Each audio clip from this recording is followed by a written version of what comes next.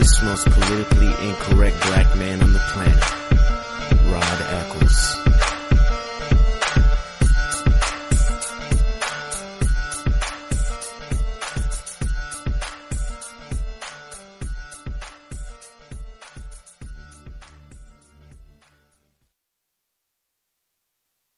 Give a man a fish and you feed him for a day.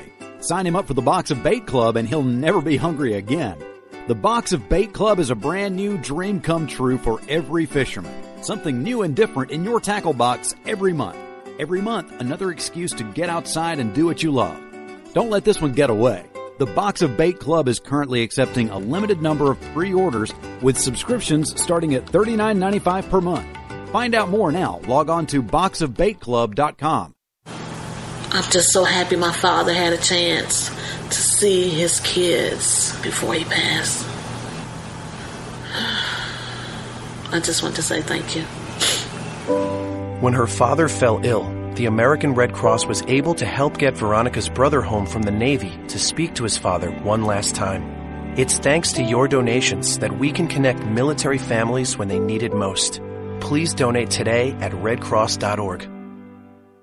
When our water heater broke down last month, it was a nightmare. It took 5 hours for the plumber to show up, and he charged us a couple of $100 just to come out. Then it cost another $1,800 to put in the new water heater. By the time it was all said and done, I felt like I'd been taken. But what else could I do? The smartest thing you can do is get a home warranty from American Residential Warranty. Their home warranties pay to repair or replace all your major appliances when they break, and they will break, and at the worst possible time. Call American Residential Warranty right now for free information on home warranties starting at just pennies a day. Don't wait for your refrigerator to stop running or your ceiling fans to stop turning. Call American Residential Warranty right now. Ask how you can save up to 50% on washer and dryer coverage. Just call 1-800-616-8010. That's 1-800-616-8010. Again, 1-800-616-8010. Call now. Are you tired of commuting to a job that makes someone else rich? Working harder than ever, but getting nowhere? Do you hate spending hundreds of dollars every week on daycare? Having someone else raise your children? With our opportunities, you can start earning money as soon as next week. You get to be the boss, work from home, and live a happier life. At Be the Boss Network, you'll find hundreds of work-from-home opportunities that you can literally start today and be earning money as soon as next week. Go to freedom133.com and start earning money as soon as next week. You get to be the boss. Get out of the rat race. Work from home. Go to freedom133.com right now and change your life today. That's freedom133.com. Go to freedom133.com and start earning money as soon as next week. You be the boss. Go to freedom133.com. Attention business owners. We know that owning a business means getting things done right now. So if your right now list includes a new building, call the Right Now Company. General Steel. We can design a building for your business quickly and save you thousands of dollars. That's right, thousands. You may think General Steel only builds large projects or that you can't afford General Steel quality. Well, check these prices. How about a 40 by 60 foot building for under $22,000 or even a 50 by 100 for under $35,000? That's right, a 5,000 square foot building for under $35,000. And these buildings all have General Steel quality. Best of all, you can still order a building and have it delivered in time to build this year. How's that for right now? So if your right now list includes a new building, call the Right Now Company, General Steel. 800-393-5756. 800-393-5756. 800-393-5756. That's 800-393-5756.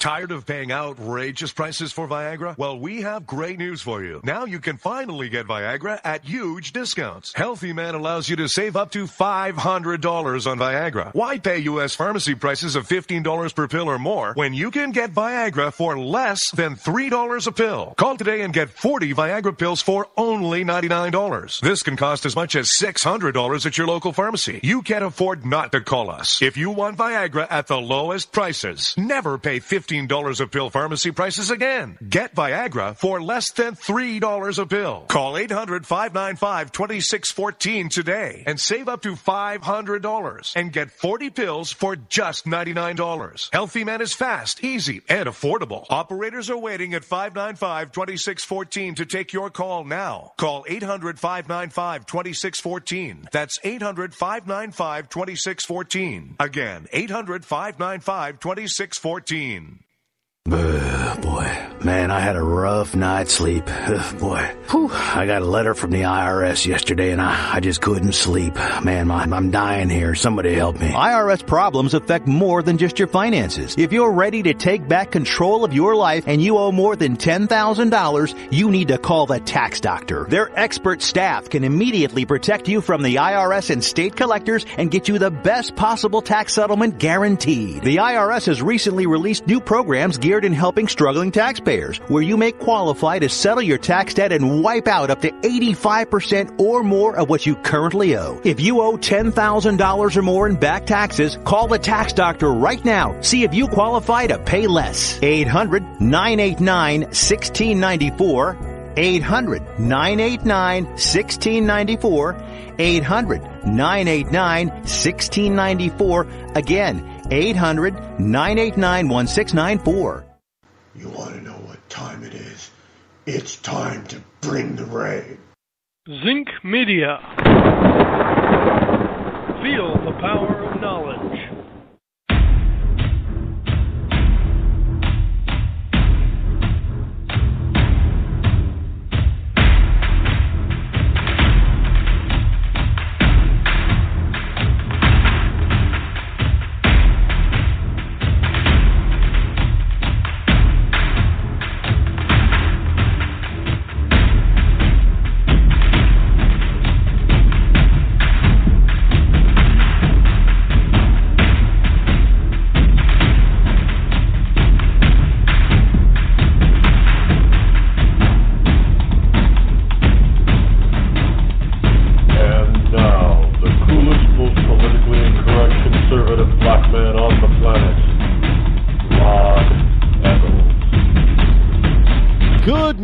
My fellow Americans and all you wonderful ecclesiastites out there in this wonderful planet of ours. It is I, your lovable host, Rod, coming to you live from my bunkerized home studio somewhere within the great grand estate of New Hampshire, where the state motto is still live free or die. It is not big government or bust. The call-in number this morning is 603-835-3224. Again, that's 603-835-3224. It is finally here. Primary day. Primary day in New Hampshire, and up there are 3 towns now that are voting at midnight. Not just 2, not just Dixville Notch that everybody's familiar with, but there's a couple of other small towns. One town only has 17, it's less than 30 people, about 30 people live there. Yes, we have towns that small here in New Hampshire, and they're actually called towns. But it looks like Sanders has basically won in the first 3 towns. Sanders wins, Hillary doesn't, and of course, we've got there's some pictures out there that are starting to float around the net of Christie hugging Hillary Clinton, plus some stuff on what Bill Clinton has said about Hillary. You're probably not going to believe this.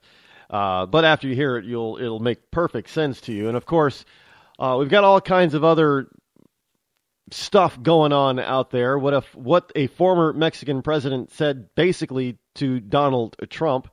And you won't believe what Doritos did.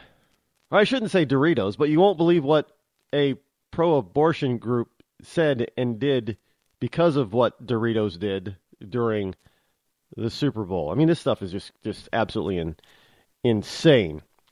And for those of you who have been wondering, last night I did some soul searching, as it were, and I have made my decision who I'm going to cast my primary vote for. And it was tough. Like I said, yesterday, none of the candidates,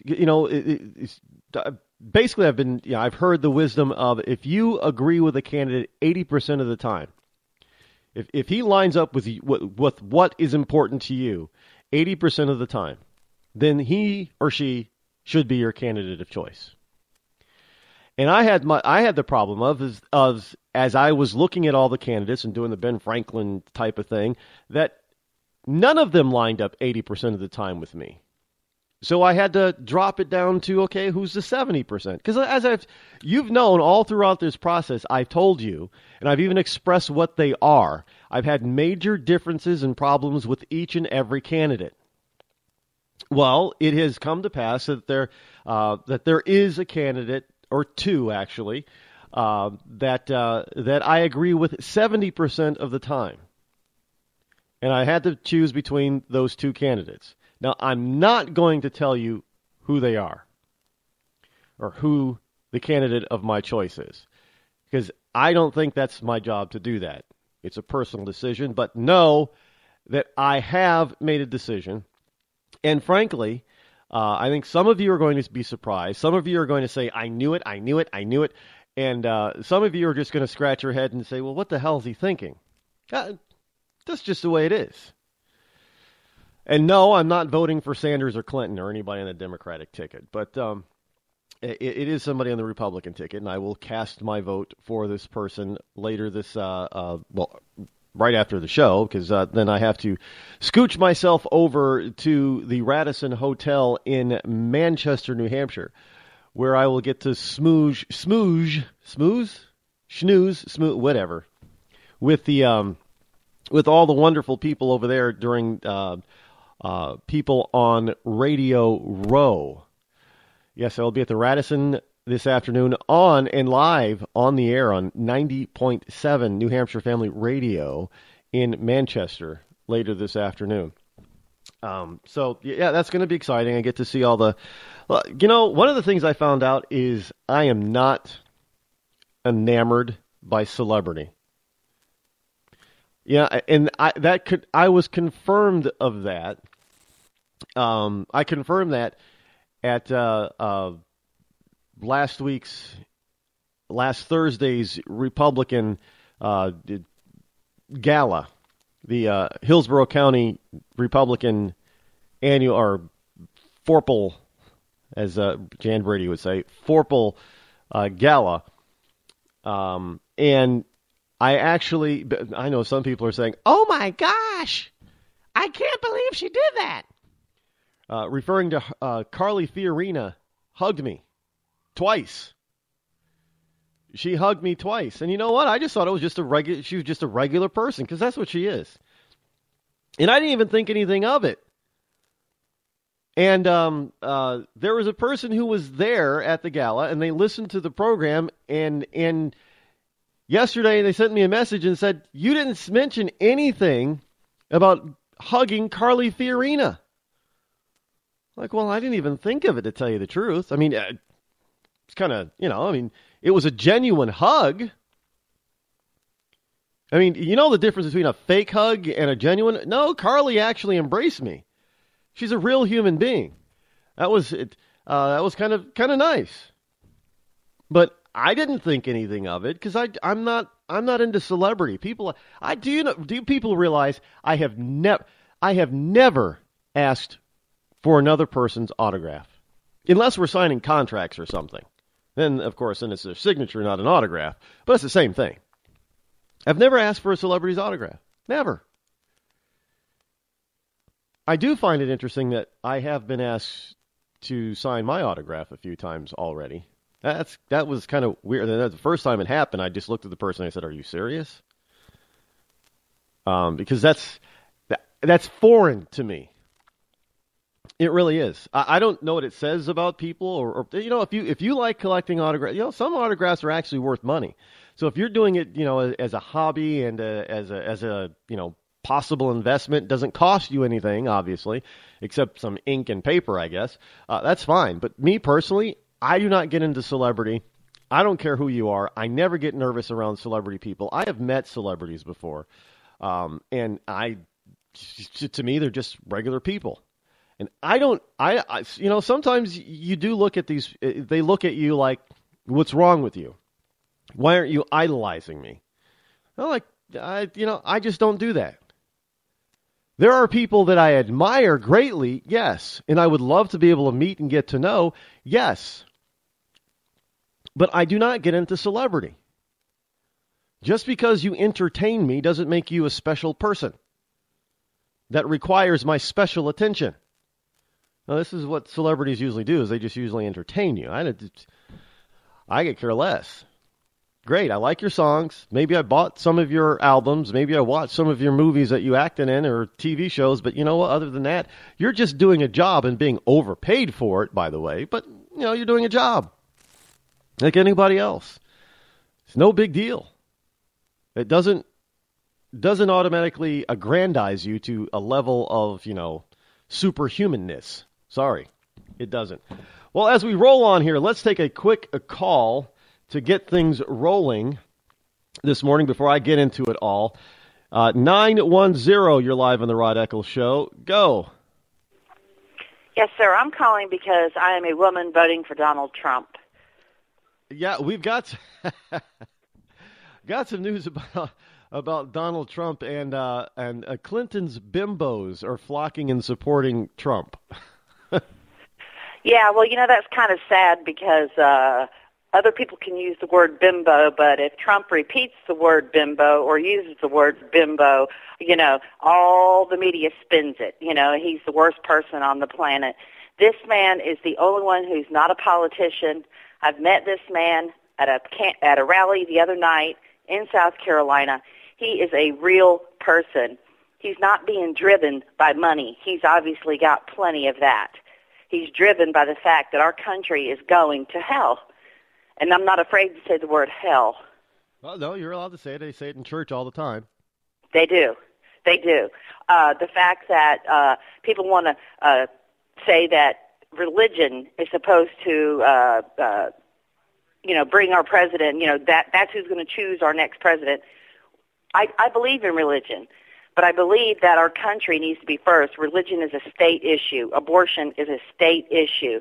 The fact that all of these things that brought out, they haven't been able to really bring anything out on this man, any of these negatives. Corporate bankruptcy, something that all people use. Eminent domain, really? It's ridiculous. I'm not angry. I'm disgusted. I'm for the veterans. My father is a veteran. My father-in-law, a veteran from Vietnam. He's voting Trump. He was a POW, just like John McCain. My father-in-law told me to my face, he said, Suzette, John McCain is not a hero. He did what any other American who is captured and tortured did. He survived. Yeah, Veterans are for Trump. Well, I think that's what Trump was saying when he said that McCain was not a hero. That's exactly what he meant. We tend to loosely throw these terms around like that, and hero is one of those terms that gets loosely thrown around. And look, this is done by, I'm going to be frank, what I believe in this. A lot of these terms that we're hearing today are loosely thrown around by the left in order to water down the terms and make them mean something that they were not intended to mean in order to fit the liberal agenda. Now, this is not a conspiracy. I've just watched this stuff happen. And you're absolutely right about the term bimbo. It is fine for a liberal publication to say it's Bill Clinton's bimbos, but the problem is that they're using it in a derogatory term. Exactly. So when Trump or somebody in the right or I say Bill Clinton's bimbos are supporting Trump, I'm using it in a term that isn't derogatory to those women, but as a descriptor that is actually derogatory to the left, who's trying to denigrate these women. Absolutely. And I think it's, kind of ironic that the left can call, okay, let's say Paula Jones a bimbo, and that now she's supporting Trump. But that kind of, that's a good thing because they've gone around saying, oh, Trump hates women, the war on women. She's chosen a man who the left says hates women. Come on, man.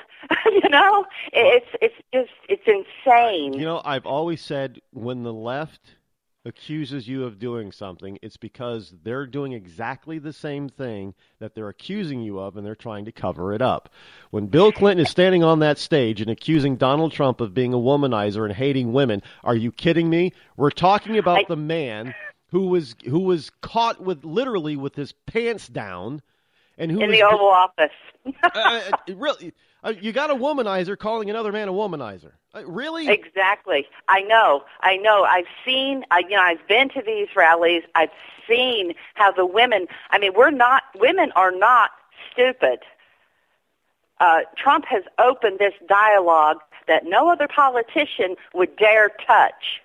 And for that right there, if people cannot see through that alone, that one topic, he's opened dialogue. No, that just brings the hypocrisy of the left into the light. Let me ask you now, since you're a what is it, a Trumpette or a Trumpite? I'm a Trumplican, but I'm a Trump. You can call me whatever you want to. I'm a Trump supporter. I'm a Trumpette. I'm a Trumper. The funny thing is, my last name is Trump. So a lot of people look at me and go, "Did you say Trump?" No, it's Trump. I am a supporter of him. I am 51 years old. I have been speaking to my friends, and some of them have chosen not to be my friends anymore because they call me a white, privileged, racist bitch. Bitch is a dog. Whoa, hold on. Wait, are you serious? You've lost friends because you support Donald Trump? I have. But it's okay. It's okay to thin out your herd, if they can not appreciate the fact that I too have my First Amendment rights. Now, let me ask. Yeah. Let me ask you this: were any of those friends of yours that you lost, were they minorities? Absolutely. Well, look at this. Okay, so now you're the racist because you support somebody, but they're disavowing their friendship with you because you support a particular white person? Yes. And who were they supporting? Do you know? Of course I know. The Democrats, Hillary, Sanders. Well, there you go. The left who touts that shouts that everybody should be accepting and let other people live the way they want to live is actually telling you that you have to live the way they want you to live, or else they're not going to be your friends. Absolutely. And the thing is that then I get this whole script in a text saying that my guy does this and that and this and that, and I'm like, okay, wait a minute, hold up. Do you understand that the Republicans actually freed the slaves? And then he said, how can you support a man? Now this is the part that I just had to laugh. How can you support a man who wants to deport an entire race? I said, this is how I support him, because illegal is not a race.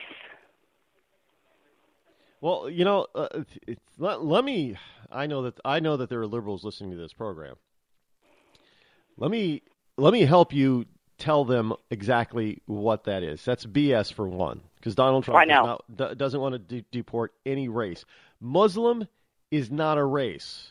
Muslim / Islam is a religion. And no, he doesn't want to deport all Muslims. He wants to deport the ones that are so-called refugees who should not be here in the first place. And he wants to be able to stop the flow of new ones coming in until we can vet them. We already have enough problems with homegrown terrorism. Why do we want to import terrorists? It doesn't make any sense. That's Donald Trump's position. I fully understand that. And I don't know how it is so difficult for others to understand, but I know they hear this one thing, and then they were told, well, Donald Trump is a racist because he wants to deport an entire race, and then they equate Muslim with being a race, when that's not true, because you've got Asians that are Muslim, you've got Arabs that are Muslim, you've got subcontinent Indians and Pakistani that are Muslim, you've got Africans, blacks who are Muslim, you've got white people, Europeans and people in the States of European descent who are Muslim. And he was talking about the Mexicans. If they're here illegal, they've broken the law. when they stepped across. That's the whole thing. You know, I'm in North Carolina. I see a lot of it. I deliver mail for a living. I work for the United States Postal Service. I see it every single day. While I'm out there working, breaking my back, I'm the backbone of this country. You know, someone shouted the other night at a rally, the Mexicans are the backbone of our country. That insulted me because that is not true. They say, oh, they'll do jobs that none of us want to do. My friend said that to me. And I said, you know what? We have to go after the people who are employing people under the table. Yeah, yes, we have to hit the companies that are employing these people, these farmers. I see it every day. I see them in the fields, and now they see my Trump sticker on the back of my car, and they look at me like, you know, they'd like to shoot me or cut me. I'm not sure. You know, it's just really, really sickening that we are being influxed with all of this, and they're pardon my term, they're raping our government. My Social Security that I've paid into since I was 16 years old. Well, I've used that term. I said I say it's raping my wallet, but Well, I have a handbag. Okay, they're raping my handbag. You know, no, I will say this though, it doesn't. I'm saying it only because I haven't noticed or seen it, but I don't think there are any Muslim Latinos. Has anybody noticed any? I have not. That's an interesting thing. I'm just pointing it out because sometimes I just notice quirky, stupid stuff, and that's just one of the things I just noticed that I don't. I'm sure there are. I'm sure there are, and that's okay as long as they're here legally. You know, and then people go, well, your family. They want to go all the way back to the 1700s. Your people came over. They immigrated over here. I said, okay, we're going to go forward. The law was passed on this date. We're going to move forward from there. Then they said, well, we can't deport. We've done it before. Yet we have to. We have to.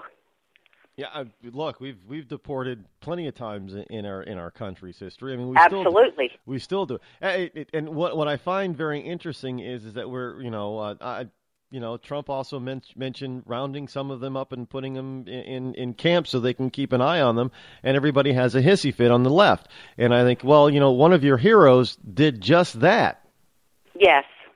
FDR rounded up Japanese. He rounded up every single Japanese American he could find in the entire country and put them in internment camps, where, a good number of them died due to lack of medical attention. And the wonderful people that we have down in Gitmo and Guantanamo Bay, a lot of them seem to put on a lot of weight while they were in captivity. In other words, because they were actually being treated well and fed well. Well, I know about that firsthand. My mother-in-law was full-blooded Japanese. My father-in-law met her in Japan, brought her back. She knows all about her people and how, what went down. So you're right. We've done it before. If we would just do it, and then we have to close our borders. We have to build the wall. We have to be a country. Well, absolutely. So you are firmly You're firmly in the camp of Donald Trump, and I'm going to assume that because you do not have a New England accent, unless you're a transplant, you're not here in New Hampshire. I am not in New Hampshire. However, I am a volunteer for the Trump campaign, and I have been calling the people of New Hampshire, and I would say probably 70% of the people that I personally have spoken to on the telephone are voting for Trump.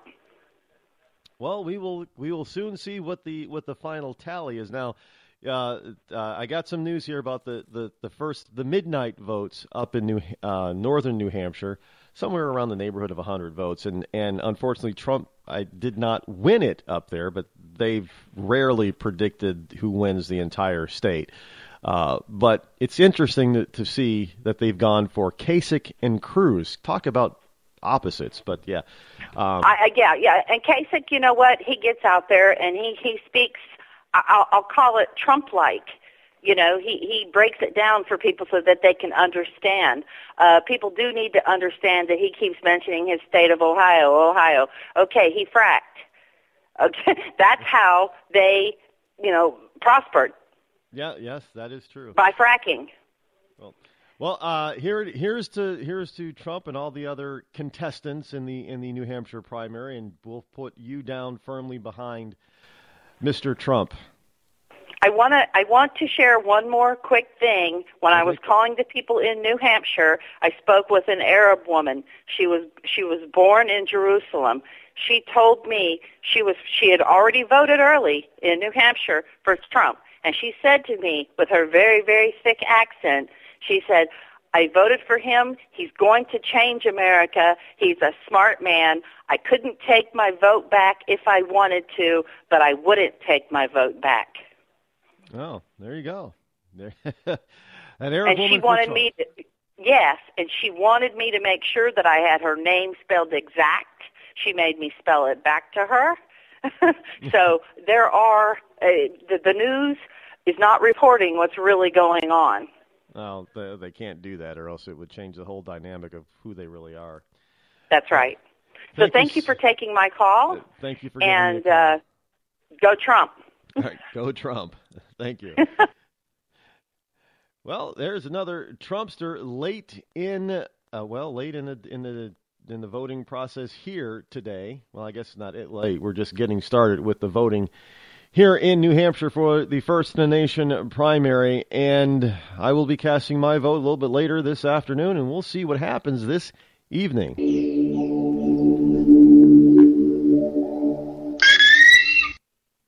Your credit score is a joke, and you're too embarrassed to let anyone know your 3-digit score. Sucks to be you, but it doesn't have to. Delete all those unsightly derogatory items, collections, charge-offs, repossessions, judgments, tax liens, bankruptcies, and foreclosures. To turbo boost your credit scores, call 888-541-5571 or visit us at 700creditnow.com. You've heard the old adage, cash is king. But in some cases, credit can be just as powerful as cash. Not many people have $200,000 to put down on a house, or $50,000 to put down on a car, or $25,000 to put down in a business. But look around and you'll find that millions of Americans do have homes and cars all purchased with little to no money down. To turbo boost your credit scores, call 888-541-5571. Again, that's 888-541-5571. Or visit us at www.700creditnow.com. When our water heater broke down last month, it was a nightmare. It took 5 hours for the plumber to show up, and he charged us a couple of $100 just to come out. And then it cost another $1,800 to put in the new water heater. By the time it was all said and done, I felt like I'd been taken. But what else could I do? The smartest thing you can do is get a home warranty from American Residential Warranty. Their home warranties pay to repair or replace all your major appliances when they break, and they will break, and at the worst possible time. Call American Residential Warranty right now for free information on home warranties starting at just pennies a day. Don't wait for your refrigerator to stop running or your ceiling fans to stop turning. Call American Residential Warranty right now. Ask how you can save up to 50% on washer and dryer coverage. Just call 1-800-616-8010. That's 1-800-616-8010. Again, 1-800-616-8010. Call now. Did you ever look at the stains in your coffee cup and then realize that's exactly what happens to your teeth? Power Swabs is the 5-minute solution to get your teeth white without visiting the dentist. This is Ben Gordon with Power Swabs, and if your teeth are stained from coffee, tea, or smoking, all it takes is 5 minutes with Power Swabs. In 5 minutes, you'll see an average of 2 shades whiter teeth, and in 7 days, 6 shades. It's clinically proven to whiten natural teeth as well as caps and veneers. The secret is a tooth detergent that was developed by Dr. Martin Ginniger that lifts stains off of your teeth. Best of all, there's no messy strips or trays that you have to leave in your mouth for an hour. Just swab your teeth for 5 minutes and you're done. To try Power Swabs risk-free, call 1-800-291-5140. That's 1-800-291-5140. I guarantee your bright white smile will have your friends talking about how great you look. Try it risk-free today. 1-800-291-5140. That's 1-800-291-5140. Tired of paying outrageous prices for Viagra? Well, we have great news for you. Now you can finally get Viagra at huge discounts. Healthy Man allows you to save up to $500 on Viagra. Why pay U.S. pharmacy prices of $15 per pill or more when you can get Viagra for less than $3 a pill? Call today and get 40 Viagra pills for only $99. This can cost as much as $600 at your local pharmacy. You can't afford not to call us. If you want Viagra at the lowest prices, never pay $15 a pill pharmacy prices again. Get Viagra for less than $3 a pill. Call 800-595-2614 today and save up to $500 and get 40 pills for just $99. Healthy Man is fast, easy, and affordable. Operators are waiting at 595-2614 to take your call now. Call 800-595-2614. That's 800-595-2614. Again, 800-595-2614. When you're ready to take the edge off a hectic day, I suggest you start with a little music from Franz Black. I guess there's lots of ways to look at things that don't seem right. No Worries has just been released on iTunes and Amazon. It's gonna be alright. You can find Franz Black and his music on his website, franzblack.com. F-R-A-N-Z black.com. It's gonna be alright. Bring the rain.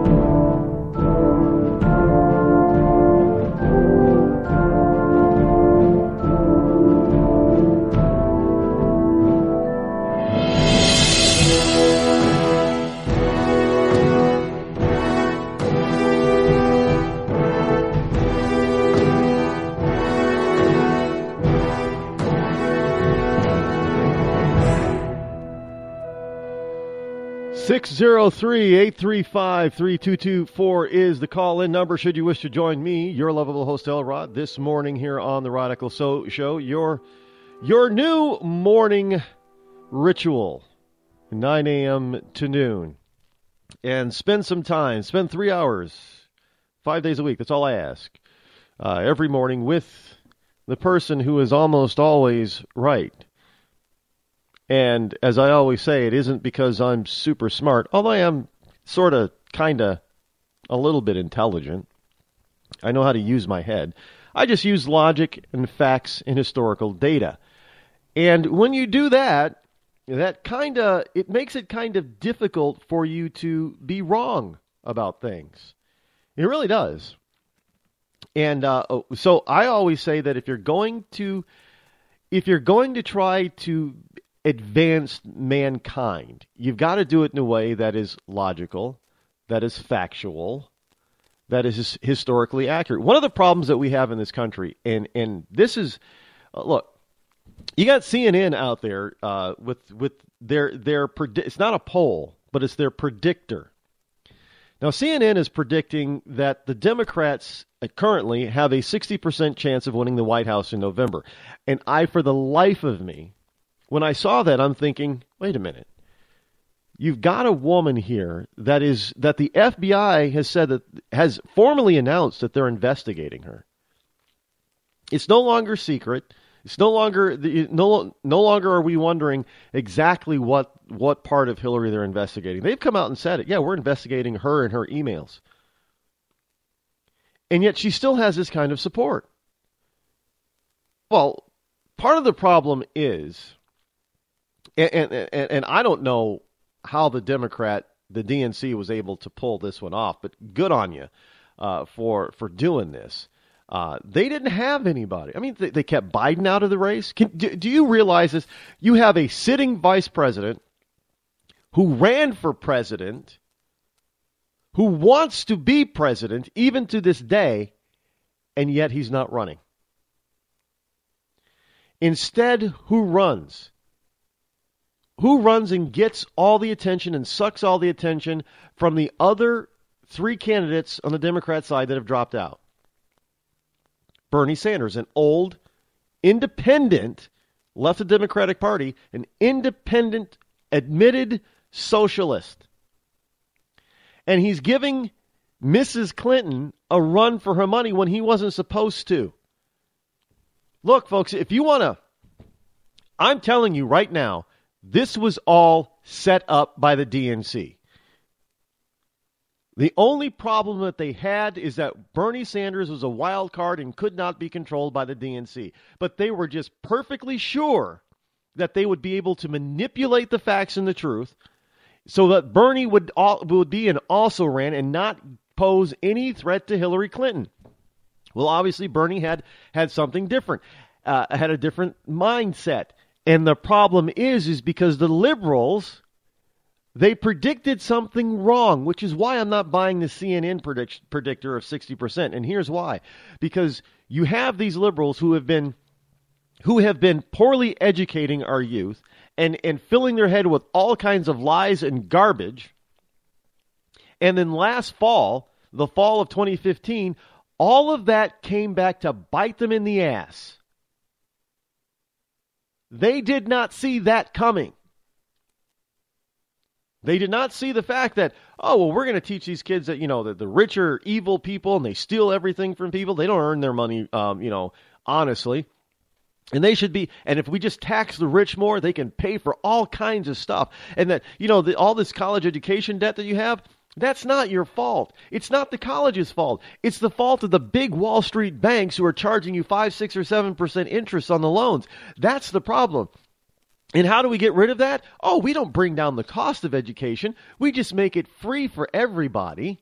And we'll just have the government pay for it, like all these wonderful socialist countries. And we'll get, universal health care because that's what we wanted in the first place instead of getting Obamacare. But we had to get Obamacare because the country wouldn't accept universal health care right off the bat. But now we're at that point where we have Obamacare, and so we can move ahead towards our goal of getting the government to pay for everything and take care of you from the womb to the tomb. They've sold that to these kids, and in this generation, the millennials, for whatever reason, really absorbed it. And they kept saying, yeah, we deserve this. We deserve this. And because they got these useless college degrees. I mean, a lot of these kids don't really have a useful college degree. They have useless ones. And they get out of college and businesses are like, well, you don't have any education. I don't care if you went to Harvard. You don't have any real education that can benefit my company. We're not hiring you. And we're especially not going to give you a high five-figure or low six-figure salary like you're demanding. You're not worth it to me. And so now they get out of college and they whine and moan and complain. Well, I can't get a job in the field that I studied for. My degree is in this, and I can't get a job in that field, so I'm not going to work. See, everybody should take care of me, so mom and dad should let me live at home, and I should get free college because the college loans are just starting to pile up. I got to start paying them back. And I can't get a job, and I'm not going to work for $12 or $13 an hour. I'm not even going to work for $15 an hour. I deserve to make $90,000 a year, and that's not $15 an hour. And then they start turning on the people who taught them. And they start saying, hey, this is your fault. The reason why we can't make it, the reason why we don't feel safe is this campus is racist. And it's racist because you're letting it be racist. The people that taught them about all this fake racism are now being accused of being racist. Isn't that a turn of events? So what the Democratic Party, the DNC, did not figure is this revolt of the millennial generation. They didn't figure on that. Frankly, I don't think anybody. Well, I said someday that this was all going to come back to even bite liberals in the butt.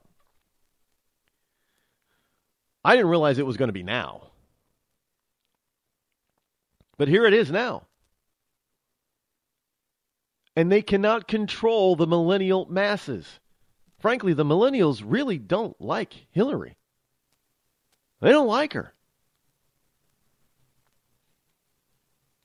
But the Democrats, they made sure that the field was cleared of any real alternative to Hillary. They made sure of that.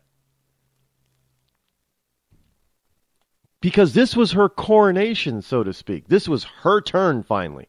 You know, they're making up for what they did to her when Barack Obama ran. And now she's done it to herself, got caught in this quagmire, and the Democrats have nowhere to go. They have nowhere to go. I mean, they are begging Obama to make sure that Loretta Lynch doesn't indict Hillary Clinton. Trust me, they're working behind the scenes to try to figure this one out. They're stuck between a rock and a hard place, but they cannot have their candidate of choice indicted. Now, as people know, it is very difficult to control the FBI. I mean, they're just independent. It doesn't matter who's in the White House. There's one thing you could look, the FBI is just one of those law enforcement organizations that is very difficult to corrupt. Because the integrity of these, just by the simple selection, the integrity of those men and women are nearly beyond reproach. I mean, sure, there's some bad FBI agents, like there's bad cops. Of course there are. There's a bad apple in every organization, whether it be law enforcement or not. Well, it is very difficult to put one over on the FBI. They just don't go for that kind of stuff. And let me tell you, and once the FBI gets their teeth into something, once they sink their teeth into something, oh man, they're gonna hold on until they get what they want, until they get the answers and get what they're looking for. This was the last thing that the DNC wanted. They've thought for sure that most of this stuff would blow over by now. They thought it would blow over by last spring, and then all of a sudden the FBI started to sniff around. But by then, the fall came around, and they forced Joe Biden to stay out of the race. Now they're stuck. They're stuck. I just cannot believe for the life of me that this country would open, after everything that they have said about George W. Bush. He lied, people died. He lied, people died. He lied, people died. George W. Bush and Cheney, Vice President Cheney, should be on a perp walk. They should be arrested. They should be in jail. They should probably even be hung for treason. This is what the left was saying. Even after Obama was elected, they kept saying that George and Dick Cheney should be locked up. They were criminals. And now they're supporting a known, nearly proven criminal. They're stuck. Now, I don't think that the Bernie Sanders form of socialism is going to play out very well in the South and in the Southwest. But they have nowhere to go because the only thing they could do is support Clinton. I mean, this is a quandary that they've got themselves in here. Meanwhile, for the first time in a very, very long time, the Republicans actually have some real choice.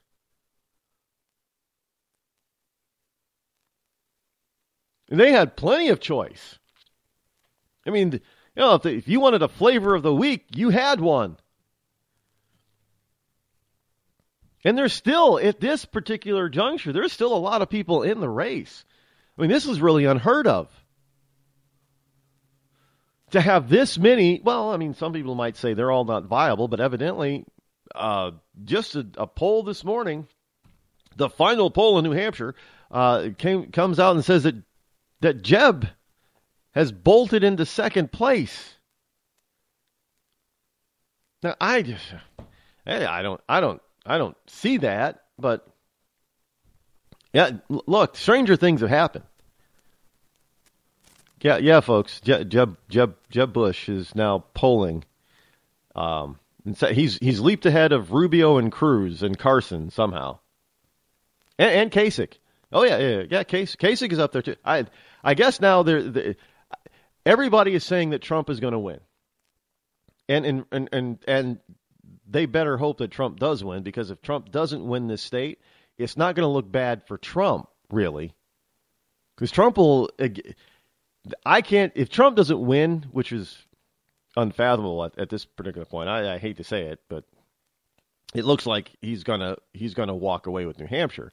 But if he doesn't, then he's an automatic second. I mean, really. But if Trump doesn't win this state, it is going to make all the pollsters and all the lefties look totally and absolutely ridiculous. And it is going to be very difficult for them to get that credibility back with any place else. Because they have been touting this guy, and even though they don't like him, the left does not like Trump. But they've been touting him.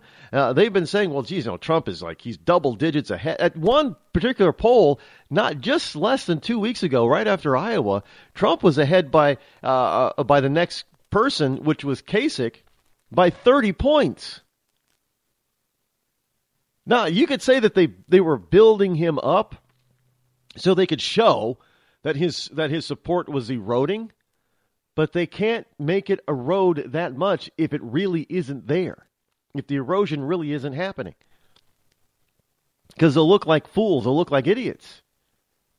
They understand that, so they're doing all the little tricks that they possibly can to bring down Donald Trump, and they're doing all the little tricks that they possibly can to bring down conservative candidates like Ted Cruz and Marco Rubio, and trying to build up and bring up moderates like Jeb Bush and John Kasich.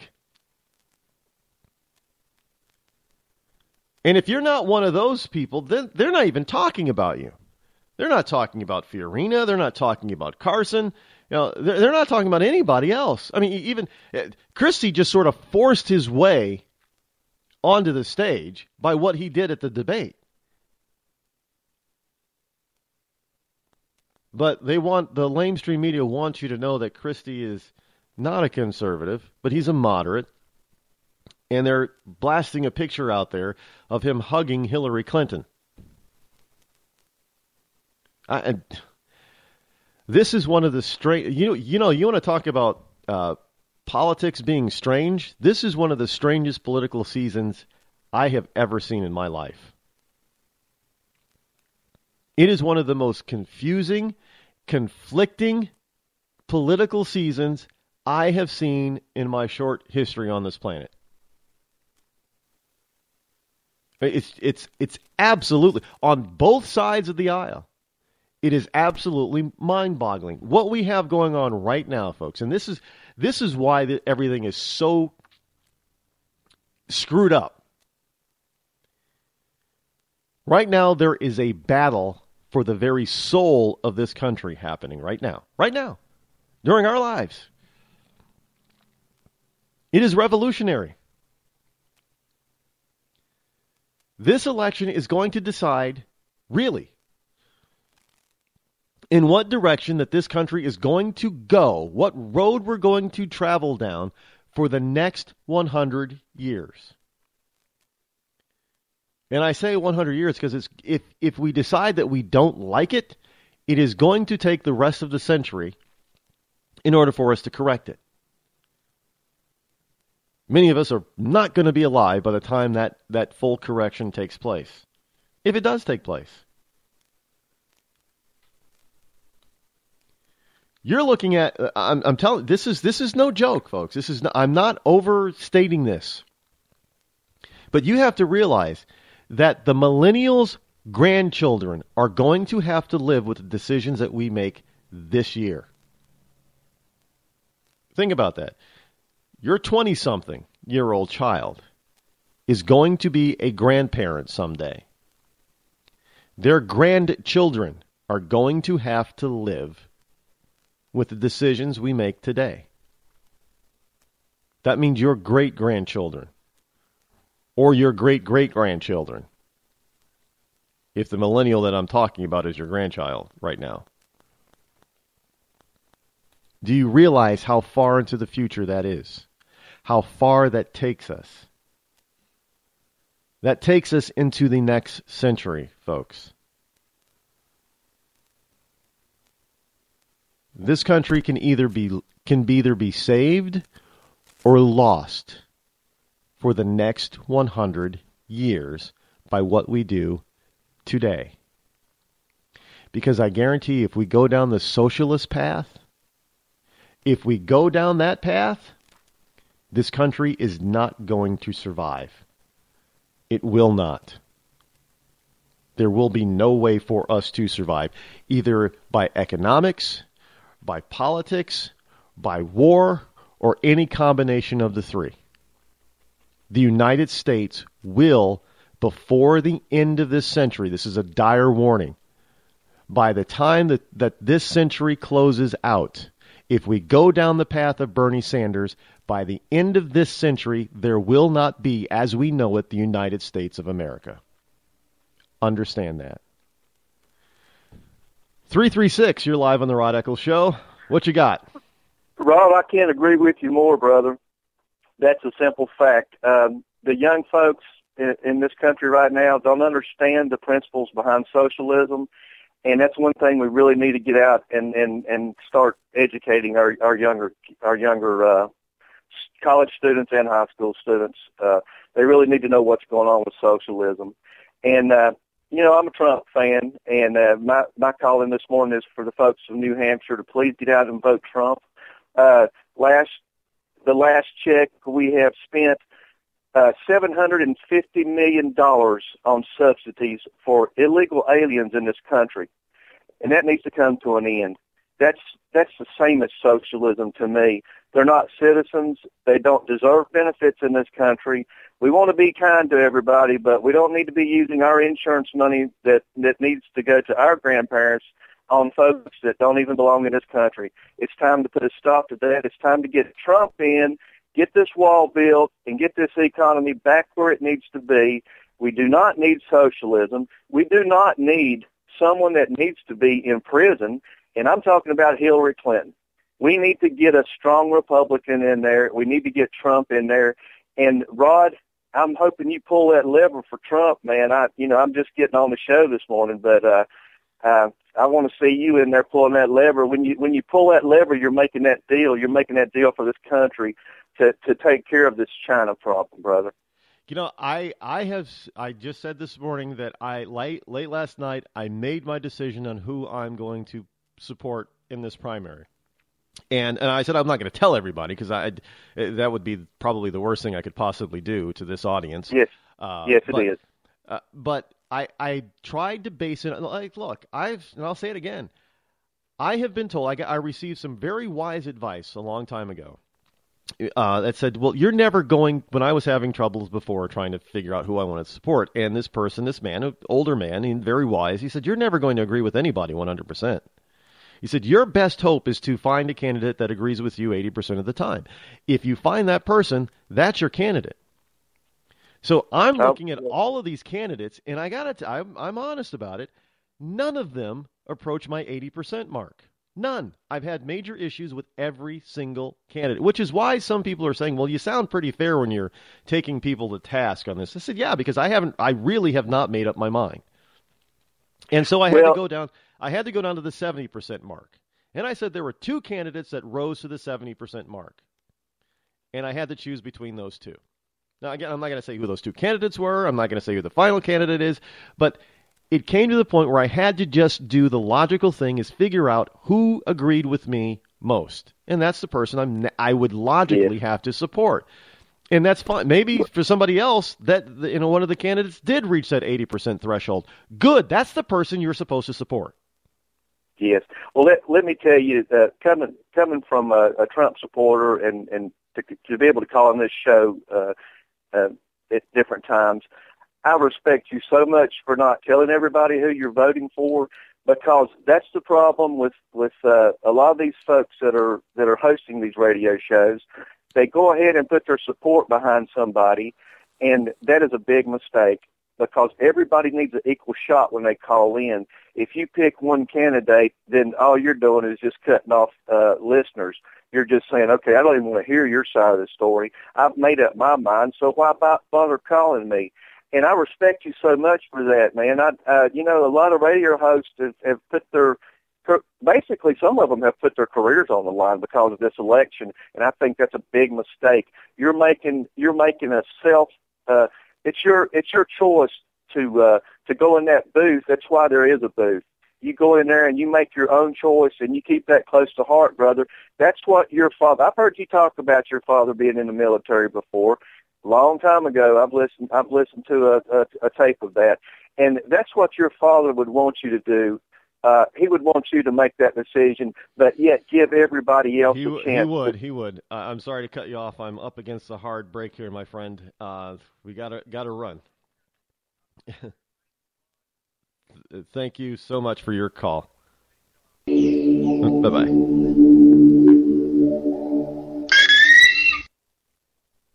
Give a man a fish and you feed him for a day. Sign him up for the Box of Bait Club and he'll never be hungry again.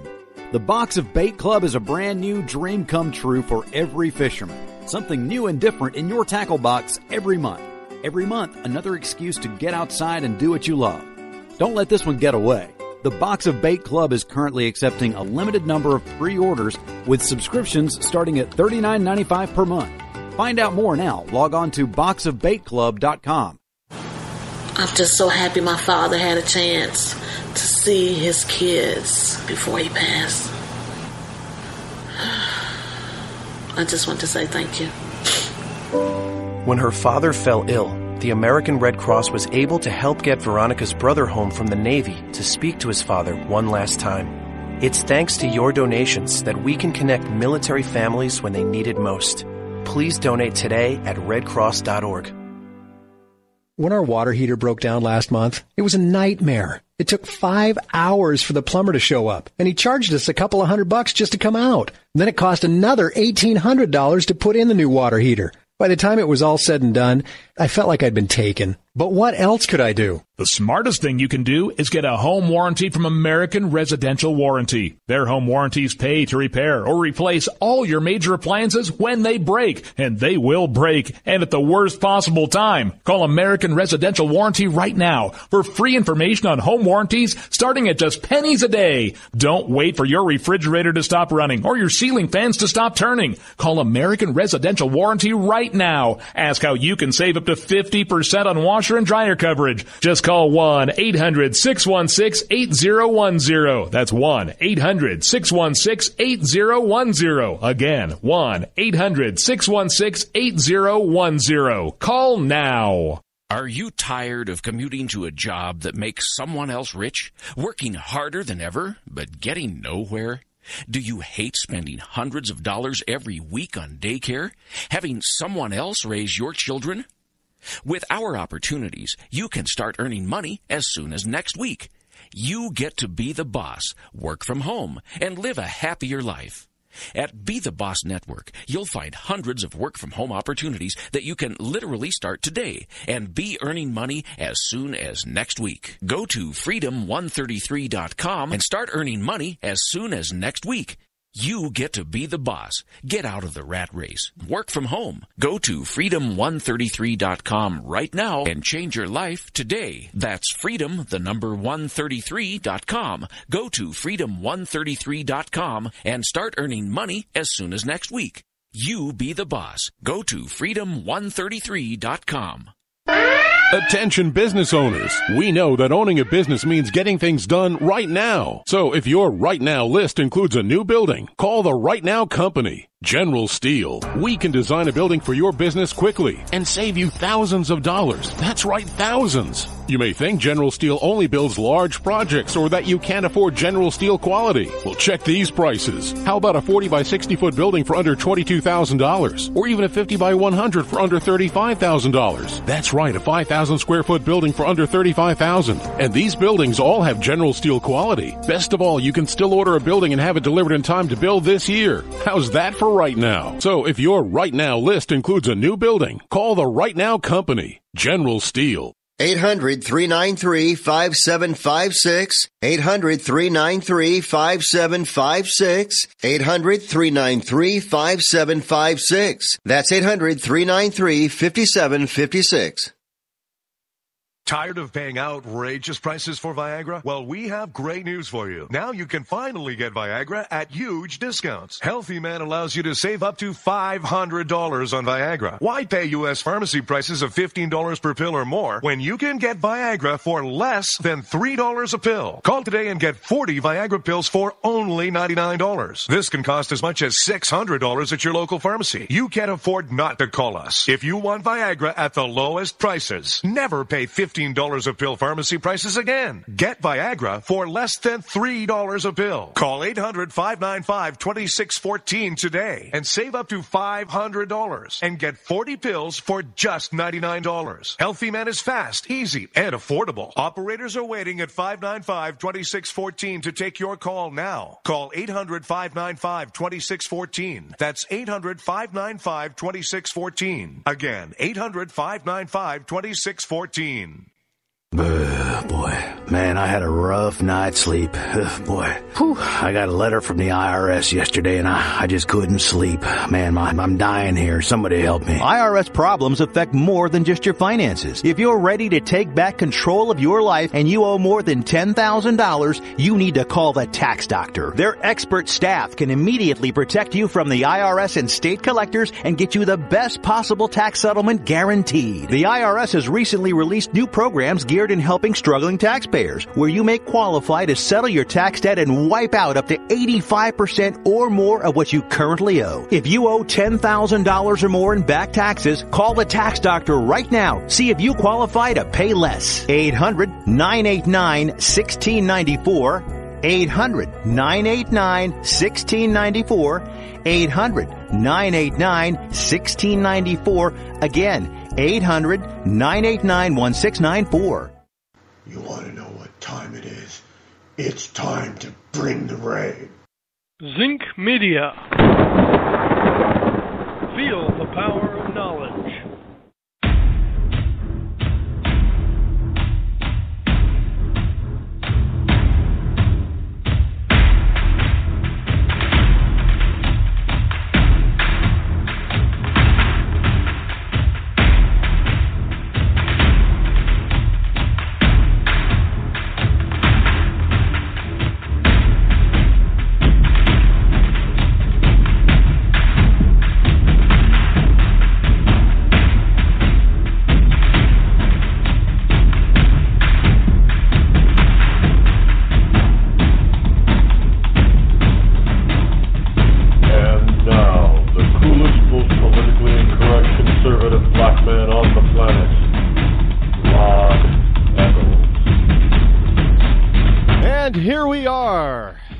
Again, here on this primary day here in New Hampshire. I am, of course, your lovable host, El Rod, coming to you live from my bunkerized home studio somewhere in the great grand state of New Hampshire, where people are out, in the snow, casting their primary vote today. It is primary day, February the 9th, which is a Tuesday in the year of our Lord 2016. The call-in number this morning is still 603-835-3224. And, I look, folks, I got to tell you, and I don't want people to take this the wrong way, because I'm not a fearmonger, and I do not believe it's time to panic yet. It's not time to panic. I will let you know when it's time to panic and pack your bags and head for the hills. Right now it's not. But, and I know people hate that but. Okay, so I won't use but. However, I know people equally hate the word however.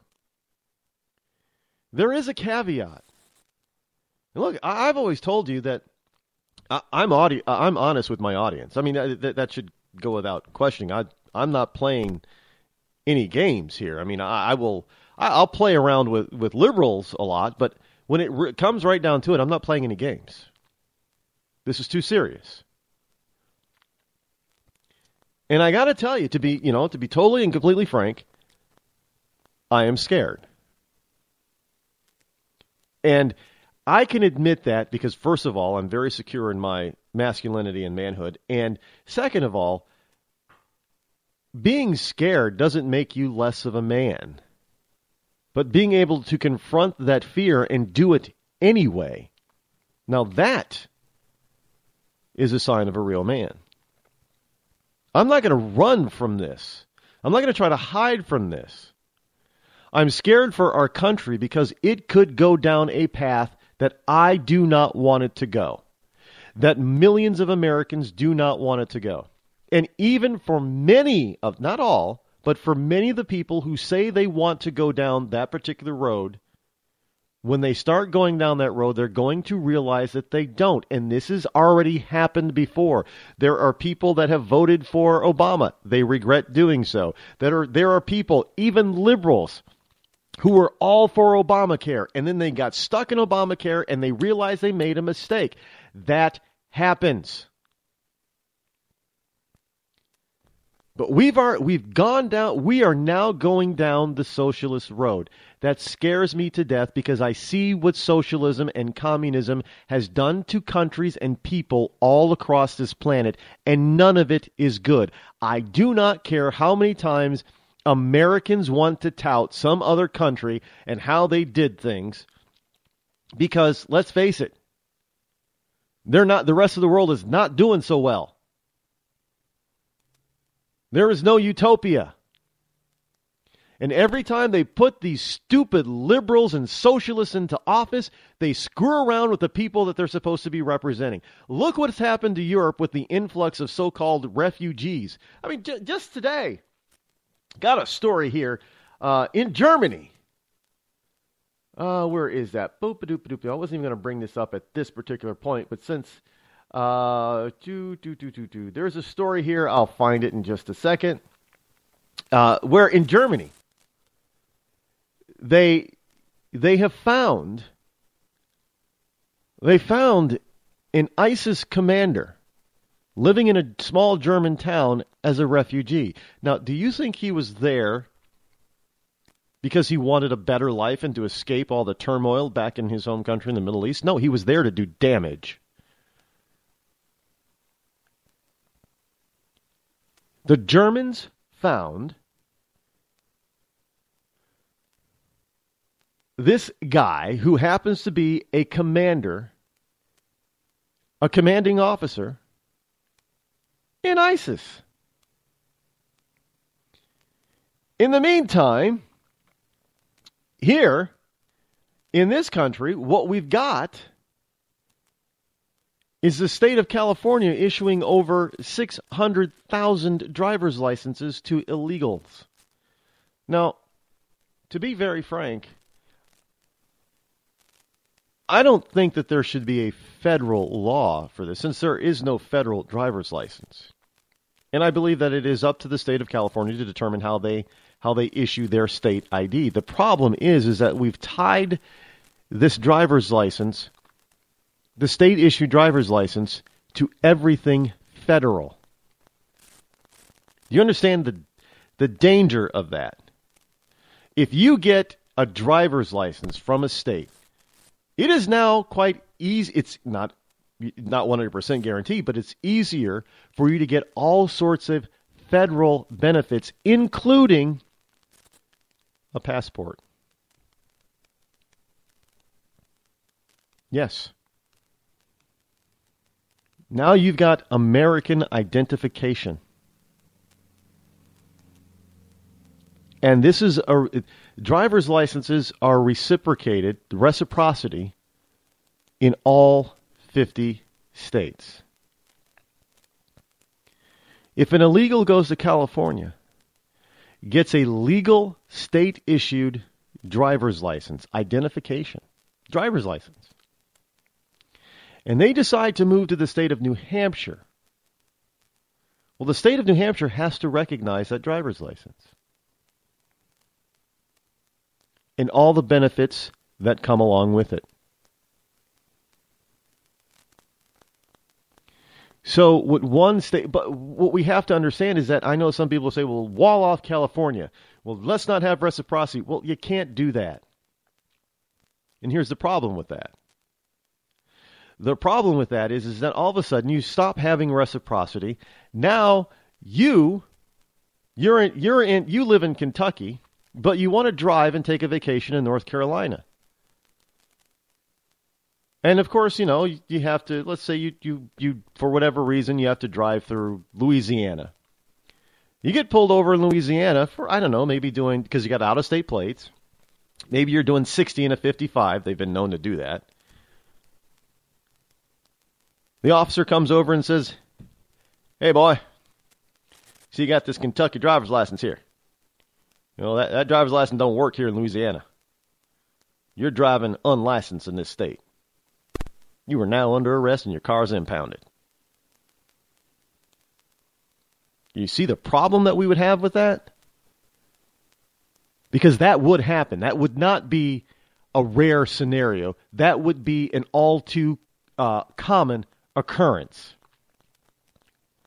It's stuff that probably did happen, which is why they decided to make it have a reciprocity situation with driver's licenses in all 50 states. Because you don't have a federal driver's license. There is no such thing. It's like firearms. There's no federal license to carry a firearm. In fact, you have some people, constitutionalists, that really question the ability of federal agents who do not have a license in a particular state to carry their firearm in that state.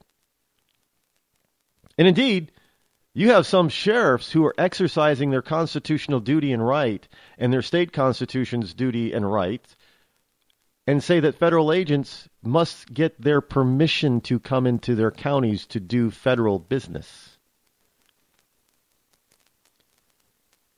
There is no firearm reciprocity, and you can see the problems that we're having with that. Somebody who is legally carrying in their state, they pack the firearm in their checked luggage.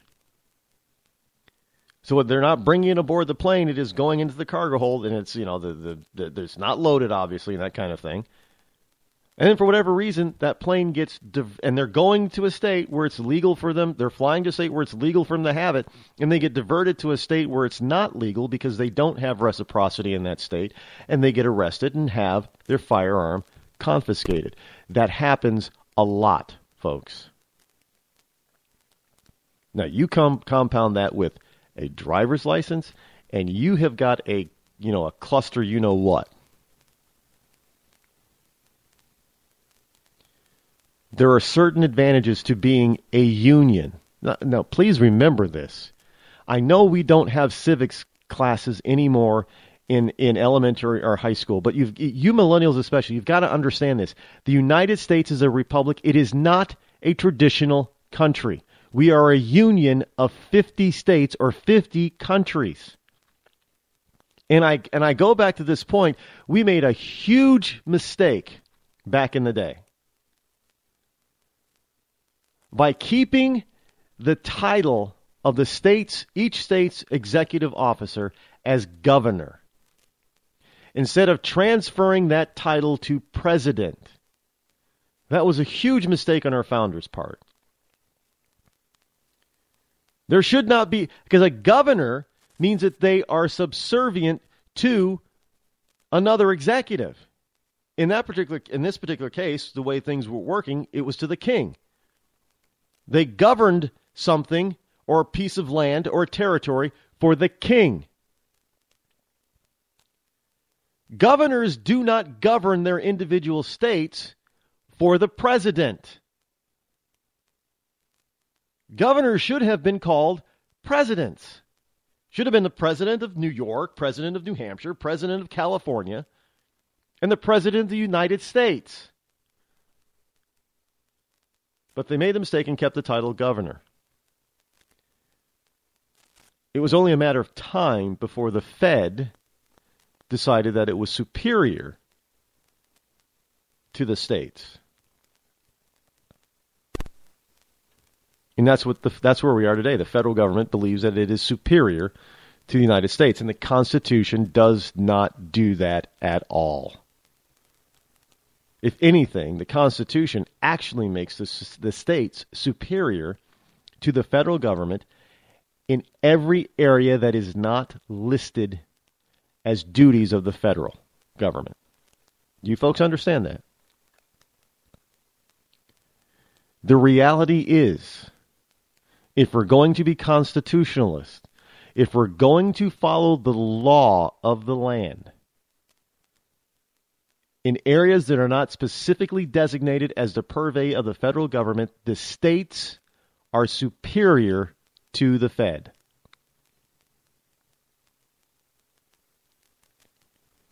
That's the truth. I see maybe what I probably need to do is start doing some American civic history lessons on this program. Much like, you could do that kind of, you can take American history lessons. It was Hillsdale College has them for free a lot. Online classes or courses.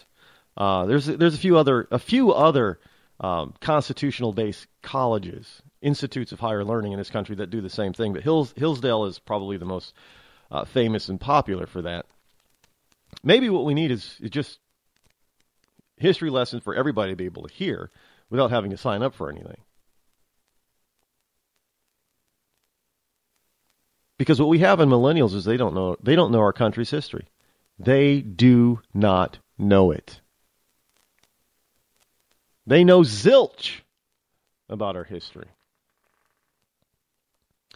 Here's a story while I was talking to you. I found it. Islamic State commander from Breitbart.com. Islamic State commander found living as a refugee in a rural German village. In the latest of a series of raids, German police have searched 2 homes in a rural village after a television channel interviewed a suspected Islamic State commander living there as a refugee. Now, Sankt Johann, S-A-N-K-T, Sankt Johann, J-O-H-A-N-N, is a small village in the southwest German state, Rhineland-Palatinate. It's something of a rural village. Its 800 residents live between vineyards in the shadow of a 14th century Gothic church. And yet, as Spiegel TV reports, S-P-I-E-G-E-L, German TV, this weekend it was a scene of police raids on 2 Islamic State-linked suspects living in refugee housing.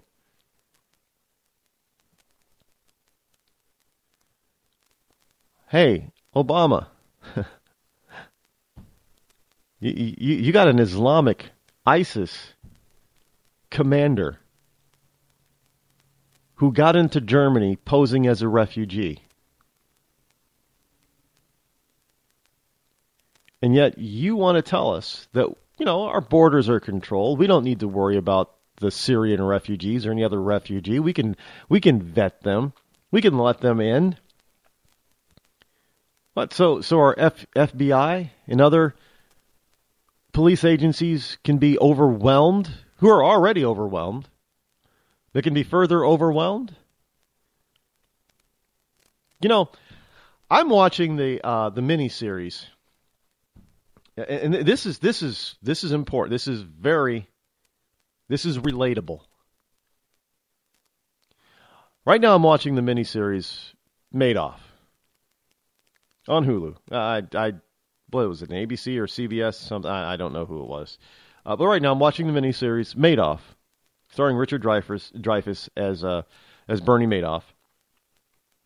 And one of the things that came to light, Bernie Madoff got away with his Ponzi scheme for over 40 years. Do you realize, at that particular point in time, he had one of the world's largest hedge funds. I mean, it was something like $28-30 billion worth of scammed money sitting in this Ponzi scheme. And the reason why he was able to get away with it, not only because he was such an upstanding citizen, which really, obviously, he wasn't, But he was such an upstanding citizen that he didn't make any waves. For 40 years, he kept his head down. Even when he served as the chairman of the board of NASDAQ, our second largest trading company. You know, the New York Stock Exchange, and you have NASDAQ. He was a chairman for what, 2 or 3 years?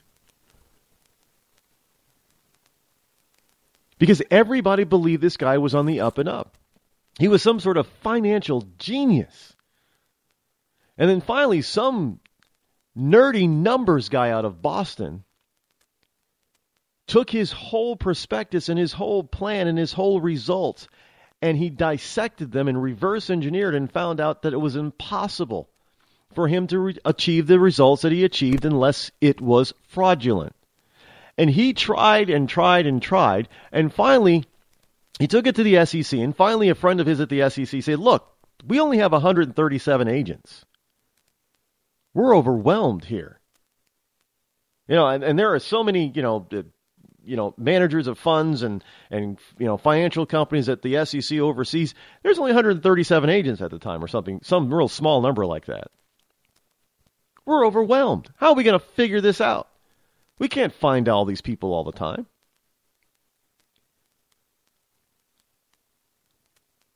So we have a bunch of people who are getting away with criminality, even to this day, in the financial markets in this country, simply because the police department, as it were, the SEC, the agency charged with policing that industry, is overwhelmed. So it was at the point that Bernie Madoff knew this, and he figured that if he kept under the radar, if he kept his head down, if he wasn't so braggadocious, that he could probably, because he knew that the SEC was overwhelmed, he could probably fly under their radar forever. The problem is that once people started to hear about the returns, and the wealthy, once they started to hear about his, because it travels in circles. All that stuff travels within the community. People hear about it. Even if the government doesn't hear about it, government, other people who are in the know, they hear about this guy, and they start just giving him. He doesn't ask for it. They start giving him his money. Now, instead of him saying no to some of it, he takes it all. The fund starts to get too big. People start to notice and wonder how he's doing it.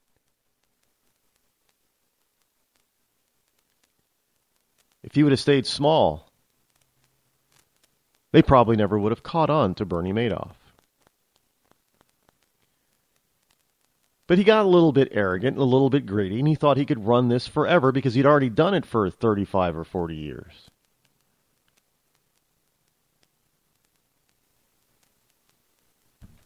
That's how he got caught.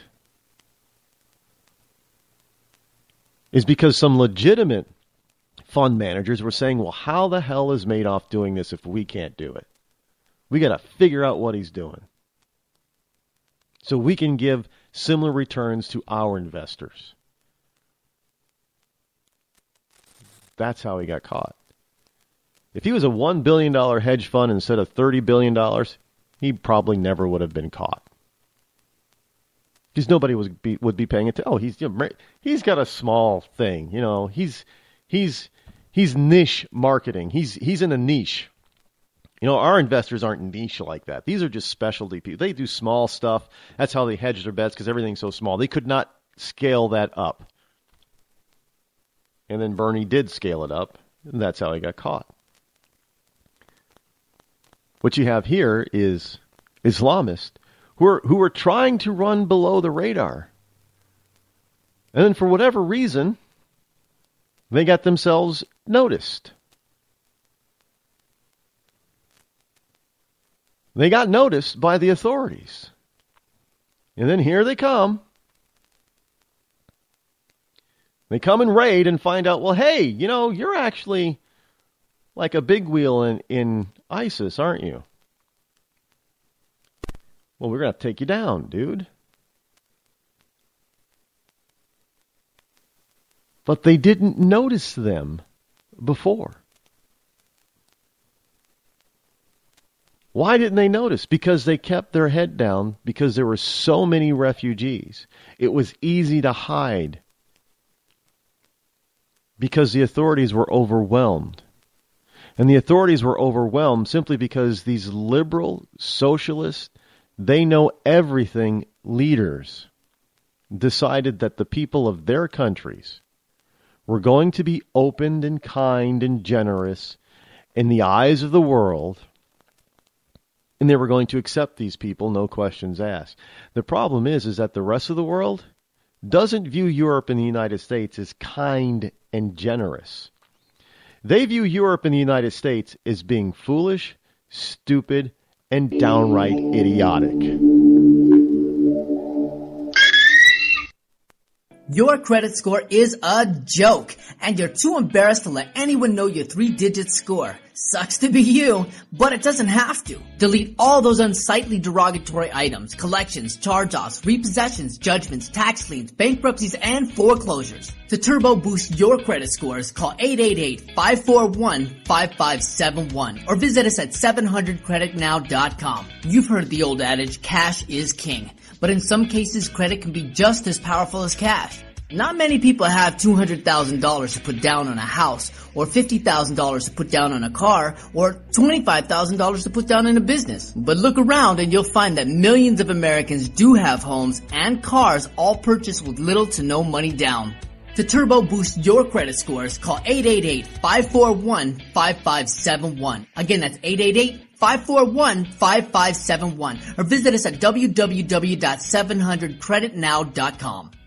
When our water heater broke down last month, it was a nightmare. It took 5 hours for the plumber to show up, and he charged us a couple of $100 just to come out. And then it cost another $1,800 to put in the new water heater. By the time it was all said and done, I felt like I'd been taken. But what else could I do? The smartest thing you can do is get a home warranty from American Residential Warranty. Their home warranties pay to repair or replace all your major appliances when they break, and they will break, and at the worst possible time. Call American Residential Warranty right now for free information on home warranties starting at just pennies a day. Don't wait for your refrigerator to stop running or your ceiling fans to stop turning. Call American Residential Warranty right now. Ask how you can save up to 50% on washer and dryer coverage. Just call 1-800-616-8010. That's 1-800-616-8010. Again, 1-800-616-8010. Call now. Did you ever look at the stains in your coffee cup and then realize that's exactly what happens to your teeth? Power Swabs is the 5-minute solution to get your teeth white without visiting the dentist. This is Ben Gordon with Power Swabs, and if your teeth are stained from coffee, tea, or smoking, all it takes is 5 minutes with Power Swabs. In 5 minutes, you'll see an average of 2 shades whiter teeth, and in 7 days, 6 shades. It's clinically proven to whiten natural teeth as well as caps and veneers. The secret is a tooth detergent that was developed by Dr. Martin Ginniger that lifts stains off of your teeth. Best of all, there's no messy strips or trays that you have to leave in your mouth for an hour. Just swab your teeth for 5 minutes and you're done. To try Power Swabs risk-free, call 1-800-291-5140. That's 1-800-291-5140. I guarantee your bright white smile will have your friends talking about how great you look. Try it risk-free today. 1-800-291-5140. That's 1-800-291-5140.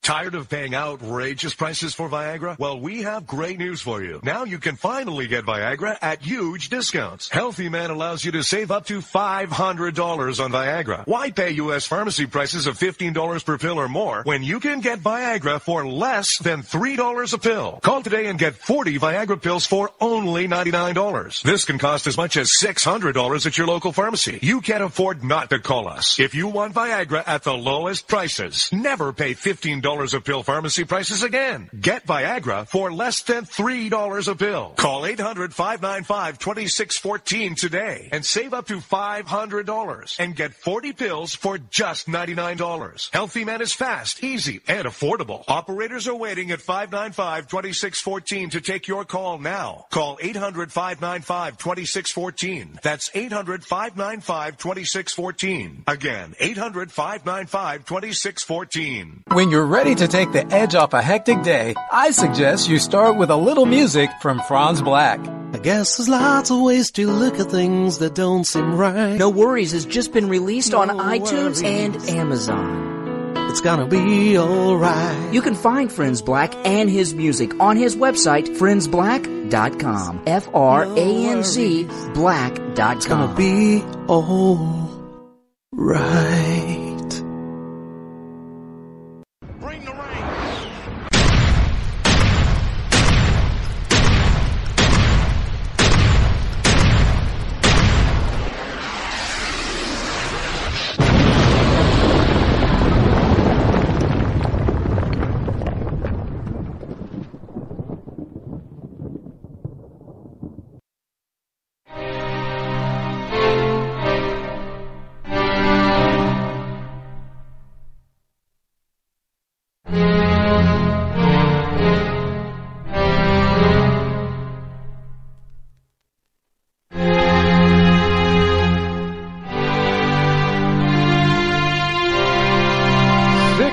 603-835-3224 is the number right here to get to me. Yours truly, your lovable host, L. Rod, here on the Rod Eccles Show.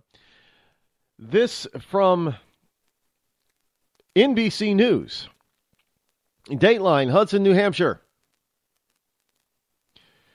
Bill, while stumping for Hillary Clinton in Hudson, New Hampshire yesterday, he said, and I quote, "Sometimes I wish we weren't married." Now let's put this into full context as Bill explains it, and then I will put it into full context as he probably really means it. In his last appearance before the primary today, former President Bill Clinton said he wishes sometimes that he wasn't married to Hillary Clinton because then he could speak more freely. He said, "Sometimes when I'm on stage like this, I wish that we weren't married. Then I could say what I really think." That's what Bill Clinton said before introducing his wife at a rally. He says, "I don't mean that in a negative way. I am happy." No. He needed to say that. And since he needed to say that, after he said that sometimes he wished he wasn't married, it was a full-face Bill Clinton lie. He's not happy. He's not happy at all. What he said was, "Sometimes I wish we weren't married." He means that. And not for political reasons. The reason why they stayed married was for political reasons. Look, you got to understand, everybody fully expected Hillary Clinton to divorce Bill after they got out of the White House. But then Hillary decided that she was going to run for Senate, and she was shopping for a state in order to get an easy seat. And the Democrats offered New York up to her. As soon as she entered the race in New York, I knew right then and there was no possible way for her and Bill to ever get a divorce. Because at some point, at some day, she was going to be bold enough and stupid enough to try to run for president. You can't do that as a divorcee. Not divorcing a very popular president like Bill Clinton. She would have become a pariah. Now follow me for a second, folks. You have to, if Bill Clinton went out, left the White House in complete and total and utter shame, pretty much like Richard Nixon when he resigned. Nobody would have blamed Pat Nixon for divorcing Dick Nixon after they left. Nobody would have blamed her. They would have said, yeah, good for her because, he was a lying, cheating, criminal, whatever. They would have said that, Pat, yeah, she's a strong woman, man, to stand up against her evil husband. Now, Bill Clinton, on the other hand, also impeached like Nixon, basically committing crimes, high crimes and misdemeanors, like Nixon. But yet the same sort of disdain did not follow Bill en masse, like it did for Richard Nixon. I mean, you even had the so-called feminist groups who went silent as all of this stuff about Bill's womanizing came out. Remember, Bill Clinton idolized John F. Kennedy, and John F. Kennedy was rumored to have, well, we all believe that it's a fact, but rumored to have been a womanizer, but nothing on the level of Bill. Evidently, John F. Kennedy didn't have sexual relations with a person that wasn't his wife in the Oval Office. Bill Clinton evidently did it more than once. John F. Kennedy never lied under oath on the stand in a court of law. Bill Clinton did. But for whatever reason, the general public, Bill Clinton still enjoyed public approval. General public approval. So if Bill Clinton had left office in shame, if he had been totally demoralized, people would have stood up for Hillary if she decided to divorce him and said she's a strong woman standing up for women's rights and she believes in women and she's a great woman. She would have been a shoo-in for president. Do you realize that? Do you people realize that Barack Obama became president because the American people refuse to convict Bill Clinton? And because of Hillary Clinton's ambition, thereby, she could not divorce a popular former president. She would have looked like the biddy that everybody thought that she was. She would have been ostracized. There wouldn't have been hardly anybody standing by her. They would have just, oh, geez, Hillary, you're a jerk, man. Everybody loves Bill. How can you not love your own husband? And they would have come out and said, well, this is why Bill was cheating on you, because you were just a biddy. She played the political card. She read the direction of the wind, and she's decided that, look, I gotta stay married to this guy. If I'm going to achieve my personal political goals, I gotta stay married to this guy.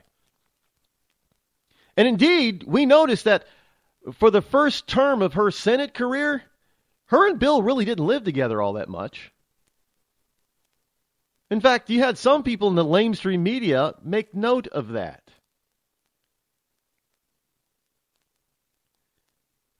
So Bill gets on the stump yesterday and says, sometimes I wish we weren't married. Then I could tell you what I really think. Trust me, this is still a marriage of convenience for the both of them.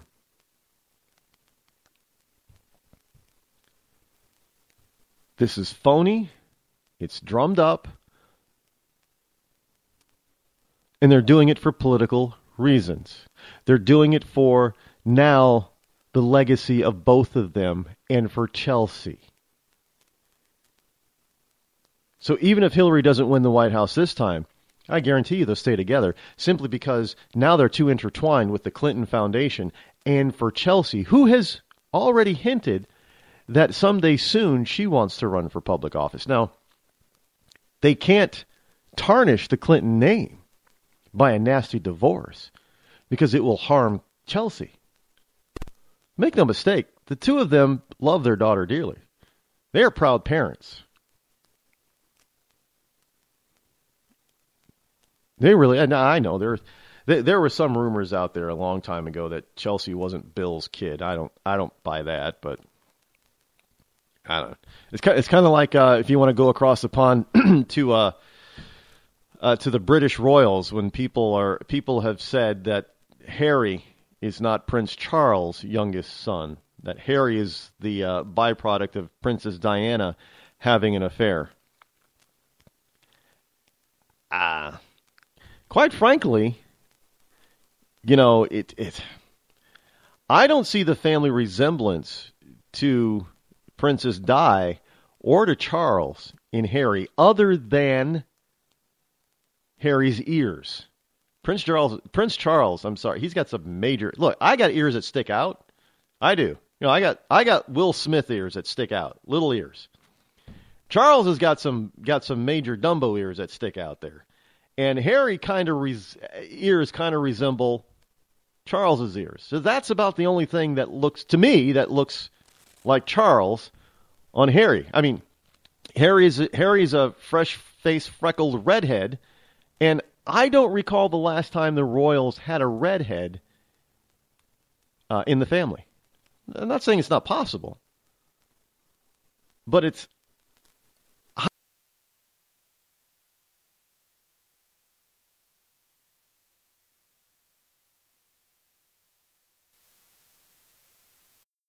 highly unlikely.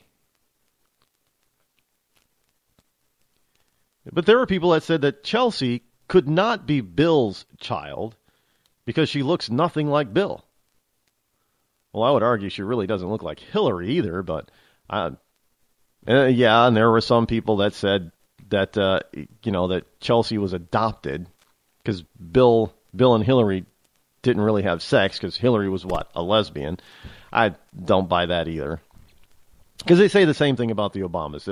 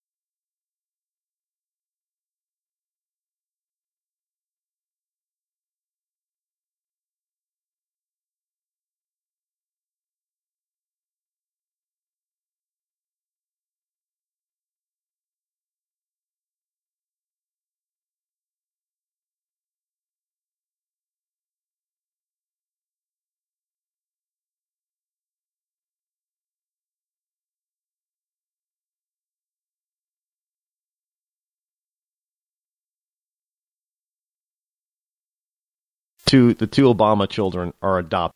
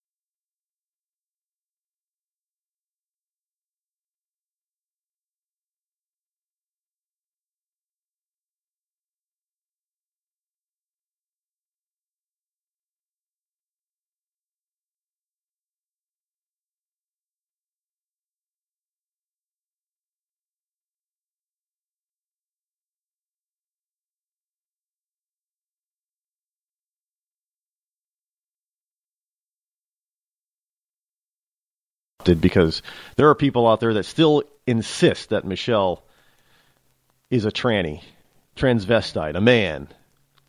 I don't believe are in power, and they really, really loathe that person. Somebody comes up with this science. And let's face it, Bill really wants to get back in the White House. He loved those days. He loved that 8 years that he had there. Who wouldn't? I mean, the power, the prestige, everything that goes along with the presidency, who wouldn't want that? Especially after you've experienced it and you know that you've only got a limited time. Look, this is why the Obamas live so high on the hog. They know they have a limited amount of time. 8 years max, that's it. Then you're done. Then you're back to normal. You don't get all this wonderful stuff. You don't get Air Force One. You don't get limos. You don't get all the accolades and the shouting crowds anymore. You're a former president. That's it. You're supposed to go away. But when Bill says that he sometimes wishes that he was not married, he means that. And he does mean it in a negative way, which is why he had to clarify by saying he didn't mean it in a negative way. He's not happy. But for the sake of the Clinton legacy, and for the sake of all of the millions of dollars that they made and will continue to make, he can stay married to her. They don't have to live together. They don't. And even if they do, they can buy a house big enough now where they don't even really have to see each other.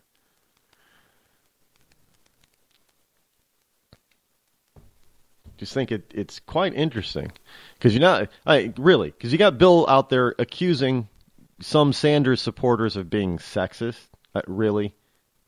Bill Clinton is running around saying that some Sanders supporters are sexist, which is why they don't support Hillary.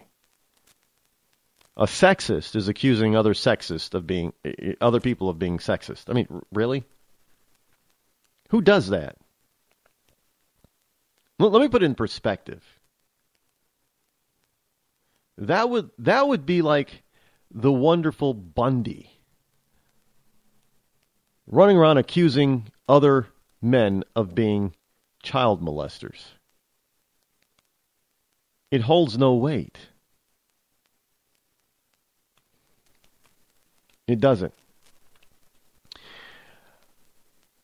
MSNBC is reporting FBI formally confirms its investigation of Hillary Clinton's email server. In a letter disclosed Monday in a federal court filing, the FBI confirmed one of the world's worst-kept secrets, that it's looking into Hillary Clinton's use of a private email server.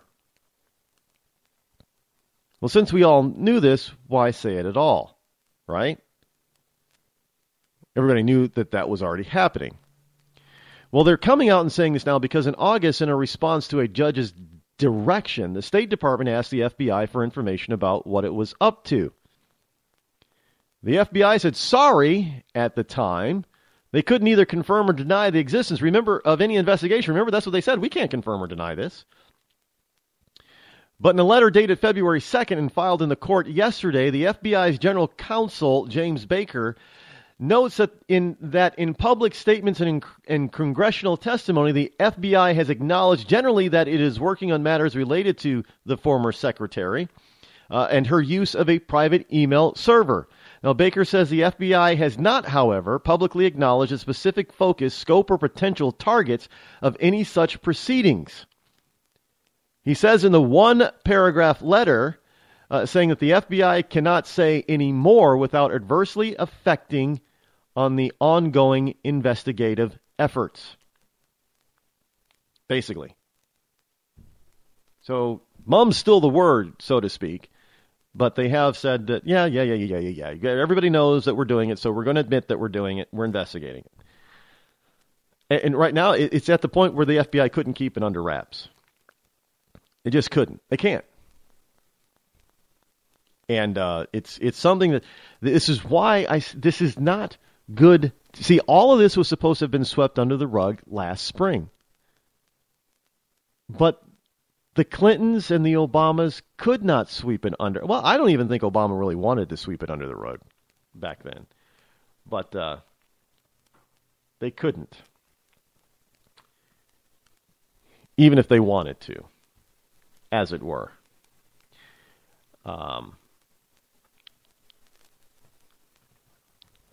So, there you have it with Clinton's investigation story, what's going on with her, and I think a lot of that is being reflected. You know, look, you have to understand that millennials, they don't like dishonest people. Millennials really don't. They really don't like dishonest people. And since they don't like dishonest people, they're not going to support her, at least not at first. Now, all that is going to change if Hillary actually gets the nomination. However, it's going to be very difficult for Hillary to get the millennials to come out and vote for her. This is the whole reason why I don't buy this CNN number that the Democrats have a 60% chance of winning. Now, I've also stated that the Republicans, basically this November, the Republicans have the White House if they don't lose it. This is not an election for the Democrats to win. They cannot win it. The Democrats cannot win the White House this November. But, however, the Republicans can lose it. They can lose it. And this is more dramatic than Obama and Romney. Because even some liberals have said, oh, yeah, Romney botched that. Romney lost the election. Obama didn't really win it. Romney lost it. There is a difference. Now, this is the same thing that can happen again, but in greater fashion. Now, say what you will about Obama. Well, I don't like him. I don't like his politics. I don't think I'd like him personally, to tell you the truth. You can say whatever you want, but I will say this about him. He is not a criminal. And there are many, many, many Americans that believe Hillary Clinton is a criminal. The only criminality that came about Obama is that, he's just not a natural-born citizen. He's not eligible. And he forged his he faked his birth certificate. That's the only criminality that they had about Obama. The rest of the stuff that they call criminality was really their difference in opinion about his politics. Yeah, you can say his politics and his beliefs are criminal. He breaks the Constitution. And with all these executive orders and such, granted, I'm not going to disagree with that part, but the overall criminality of Obama did not exist. The overall criminality of Clinton, in many Americans' eyes, does exist. So there is a bigger divide today between most of the candidates on the Republican side and Hillary Clinton than it was between Mitt Romney and Barack Obama. But Mitt Romney refused to take Obama to task on many important issues. Mitt Romney lost the election. So this November, it is the Republicans to lose. Whoever the nominee is, basically they've already won. They will just have to do their damnedest not to lose it. And frankly, since the Republicans have done it numerous times in the past, in the recent past, I mean, if you want to go all the way back to George H.W. Bush, some people say that George